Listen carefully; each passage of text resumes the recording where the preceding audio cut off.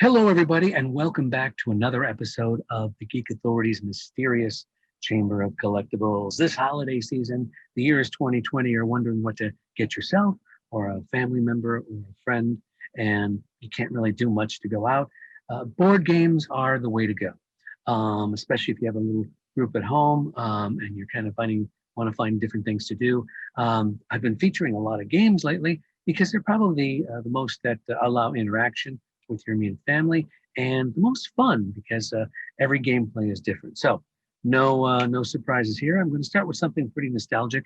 It's an old game. It came out in 1975, and it's based on a television show.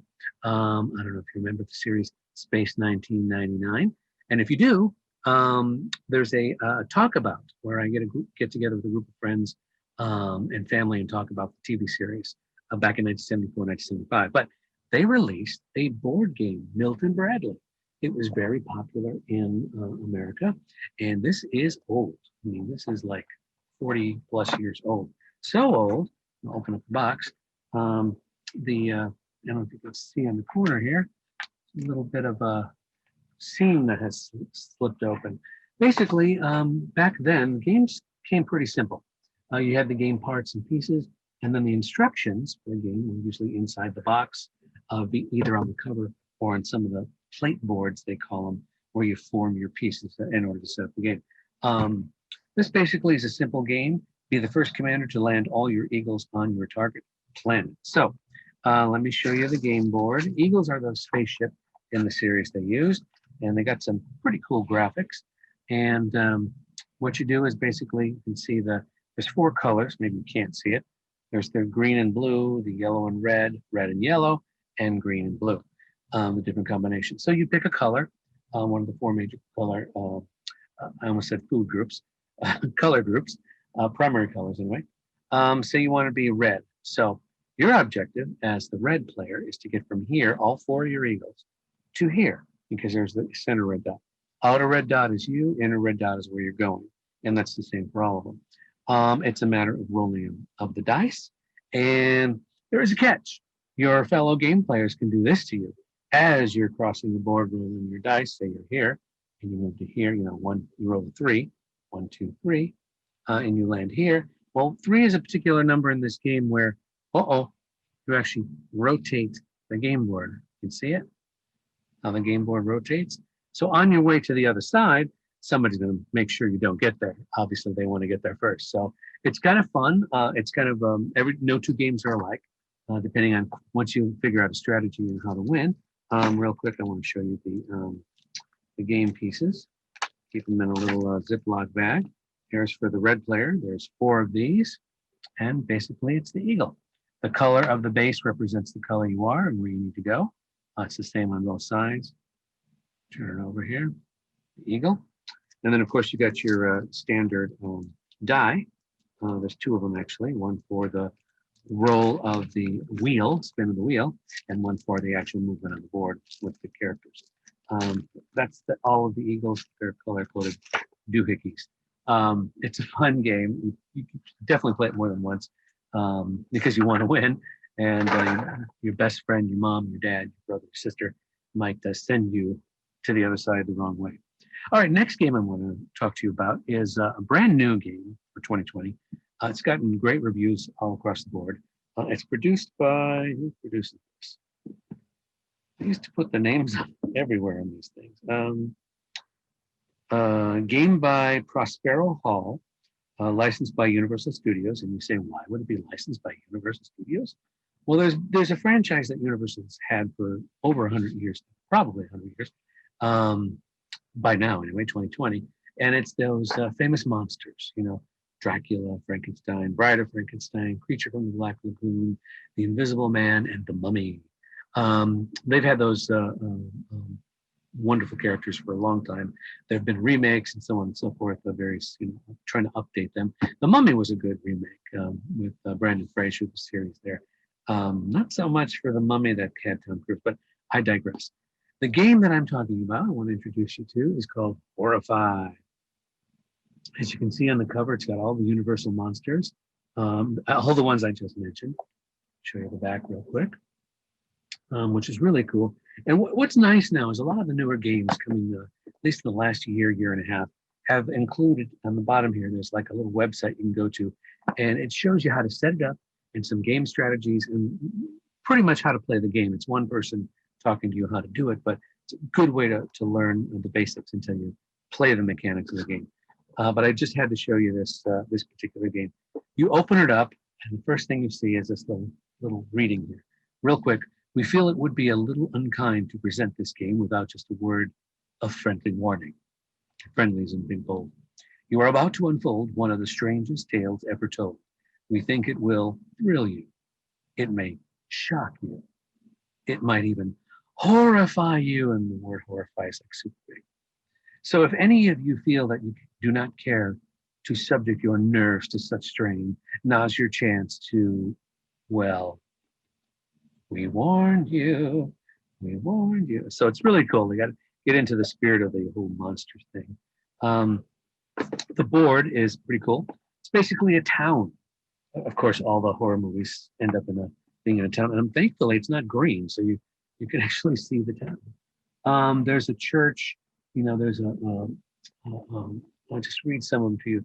There's the theater. There's the inn, the precinct, the barn, the dungeon, the dock, the laboratory, a shop, a church, a graveyard. Yeah, I can't have a horror game without a graveyard. A crypt. Ooh, I wonder who sleeps in there. The abbey, and of course a mansion. Got to have a mansion and a museum. So these are different locations that real simple. How the game works is you get to choose to. Actually, you don't get to choose. It's kind of random because each character or townsperson has special abilities which will help you fight the monsters. Basically, you are fighting the monsters, and it's a cooperative game where you and your players, your fellow players, have to basically stay alive and beat the monsters. Of course, the monsters are doing their best to try and get you. So I want to show you some of the pieces. Very, very cool. Some of the tiles they have, haven't punched them out yet, but these are the parts, panels, and character things, as well as some of the townspeople represented and some of the special locations in terms of the gameplay in the area, and areas, churches can be closed or open or in that kind of thing. So it's kind of a really cool. They give you a nice little dark bag so you can put all the parts and pieces in here and you randomly pick them. Some good place to store them too. I do want to show you the character cards. Each monster, of course, has special abilities, and the way they did it in this game is kind of looks like that. There's Dracula, the Mummy, Frankenstein, and the Bride. Apparently, they're a tag team, so that's probably pretty scary. Creature from the Black Lagoon, pretty good. And if you notice, his card has like a boat dock kind of thing. And then the Wolfman. Everyone loves the Wolfman, and of course the Invisible Man. So those are the character cards of the people attacking you. Now, when you play a character, your particular, if you're the scientist or the innkeeper, that kind of thing, you also have not special abilities, but you have unique capabilities. That's a better word. And they're defined on these cards. And you get a character card with every character that you get to play. Comes with little stands, comes with the dice and stuff to roll for action.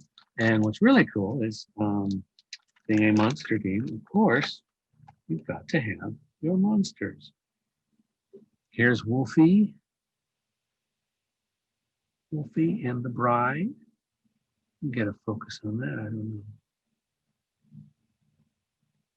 Anyway, of course, there's, let's see what we got here. I got the Mummy, and I'm guessing that's the Invisible Man because he's wrapped in bandages on top. Okay, who am I forgetting? Oh, the trio here. You've got Frankie, Drac, and Creature from the Black Lagoon. The Frankie over here, this one, I'm pointing to is green, so he's disappearing. Not a surprise. Anyway, the mechanics of the game, the mechanics of the game are really cool. So you travel across the board. You've got particular missions to do and ways to deal with the monsters.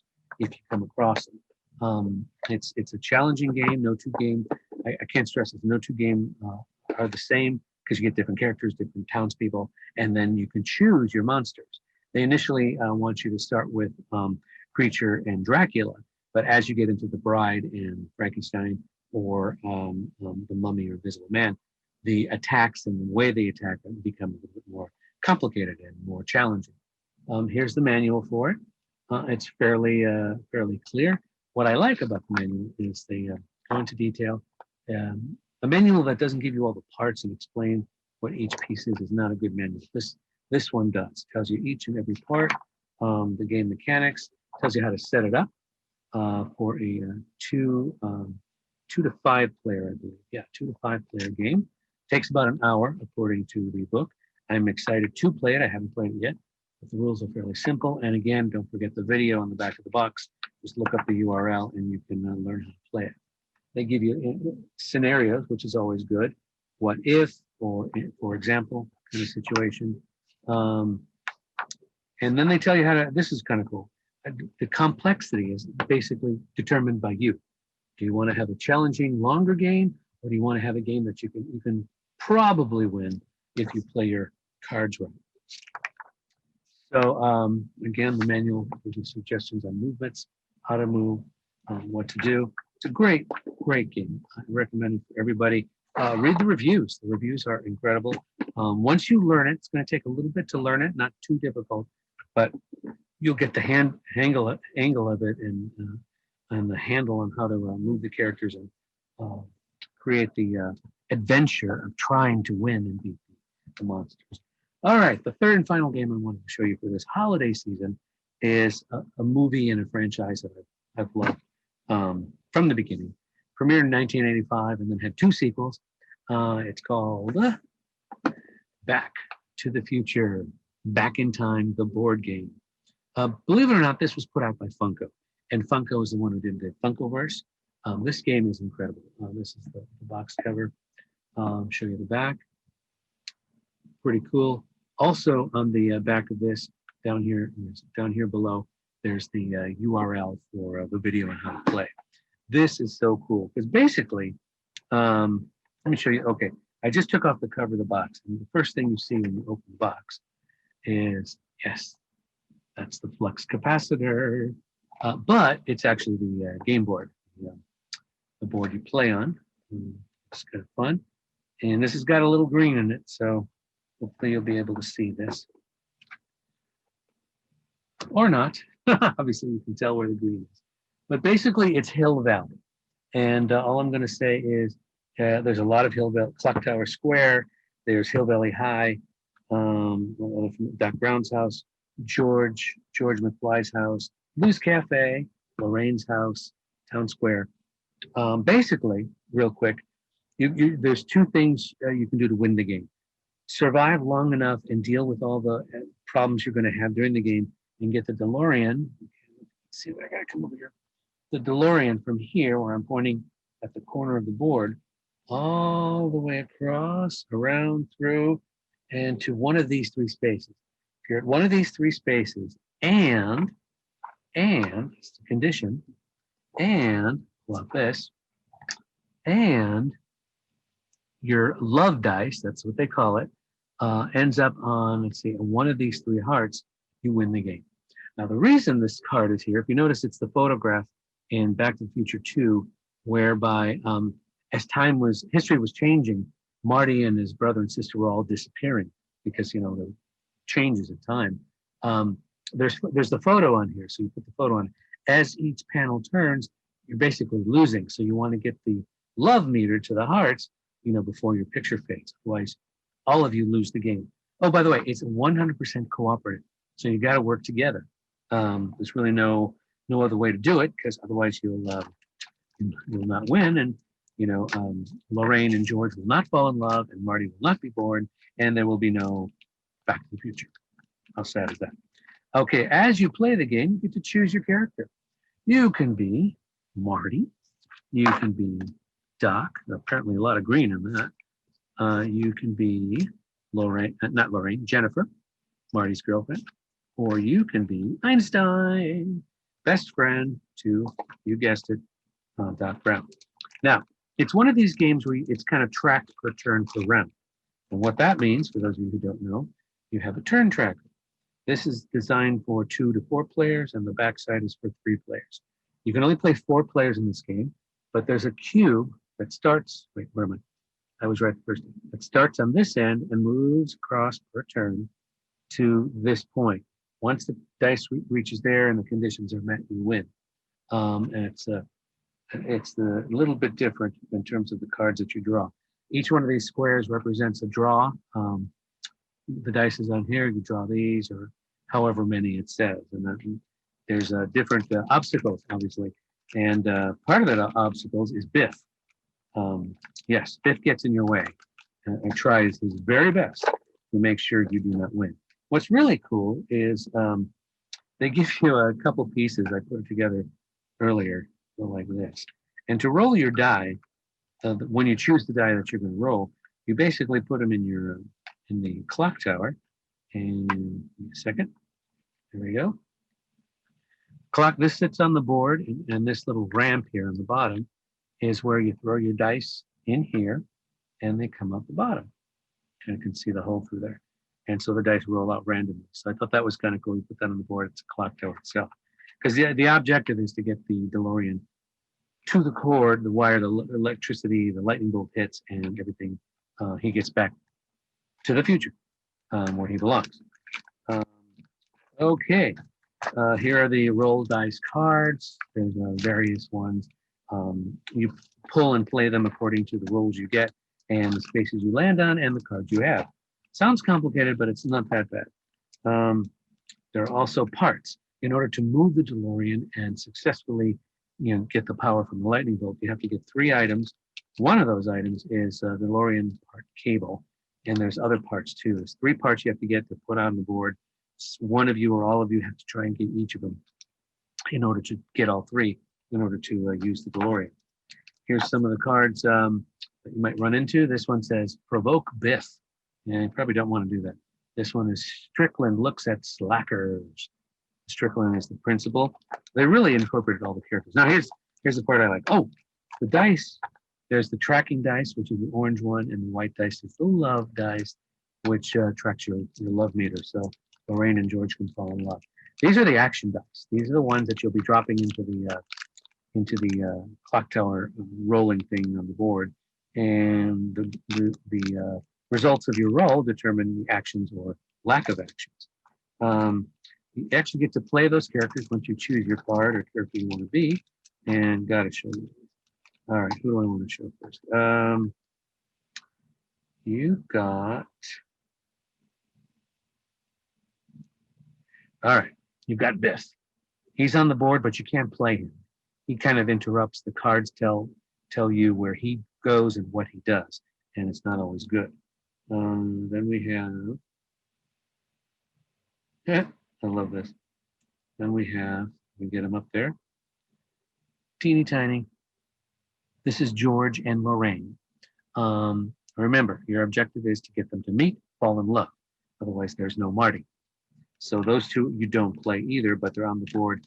And of course, Biff and other things present themselves in order for them not to fall in love, which is a bad thing. Okay, and here's the characters you actually move because you're playing these characters. Whoa! All right, let me do 2 at a time. I could do all 4. This is Doc and Marty. I don't know how to focus a little bit there. Doc and Marty. And the last 2, Jennifer and Einstein. Little Einstein and Jennifer. So those are the characters you can play. Oh, and I forgot I told you about the DeLorean has to go across the board. I showed you its path. Oh, gosh, by golly. There's an actual DeLorean in here. It is so cool. Check that out. A lot of detail on this one, and this was the one that travels across the board, and you need to get to the cord with 3 parts in order to win the game. So anyway, that is Back to the Future. Back in Time by Funko. And here is the manual they give you with the game, which is so cool. And if you recognize this, Tales from Space, it's the actual comic book that George McFly was reading when Marty McFly was doing the Darth Vader, Vulcan, Live Long and Prosper thing during the original Back to the Future movie. As you can see, the alien ship that looks kind of like the Delorean and so on and so forth, where George McFly later gets the idea of writing the book. Anyway, here's the manual. I wanted to show you. It's very detailed. Explains every piece and part, which is great. The older games never did that. Yeah, it could figure out what was.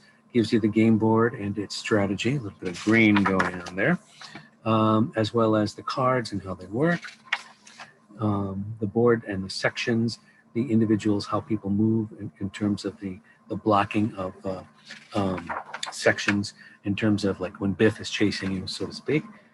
Different scenarios, how the cards work, the different kinds of challenges and how to deal with them, as well as, explanation of the dice, the different roles you can get and what they mean, how they play out in the game. Always fun. Sorting the players, a little bit of insight to the game.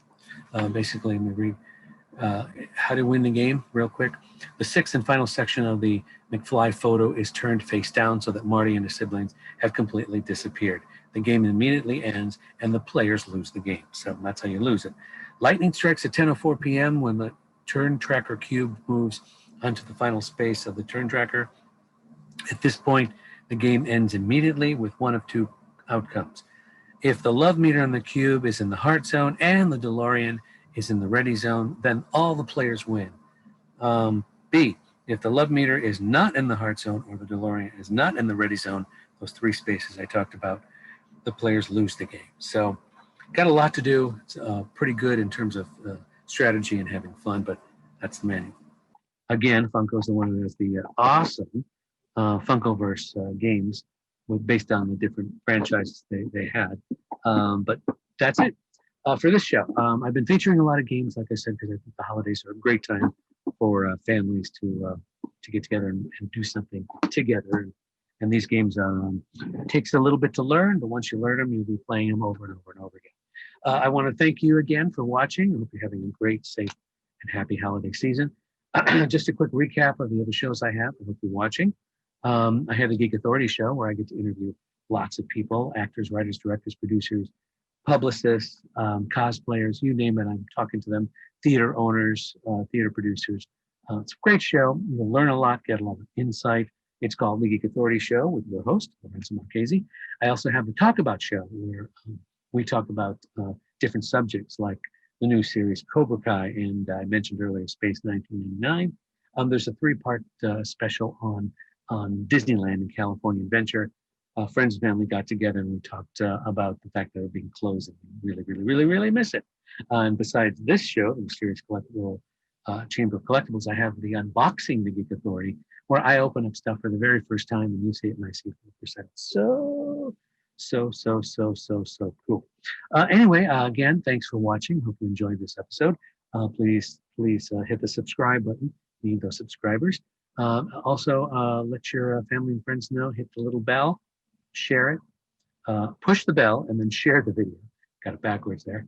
And that way we can get more viewers. And if you got any questions or comments, look below. Leave them below, and I will do my best to answer them. Again, thanks so much for watching. And of course, we will see you next time, right? Bye-bye.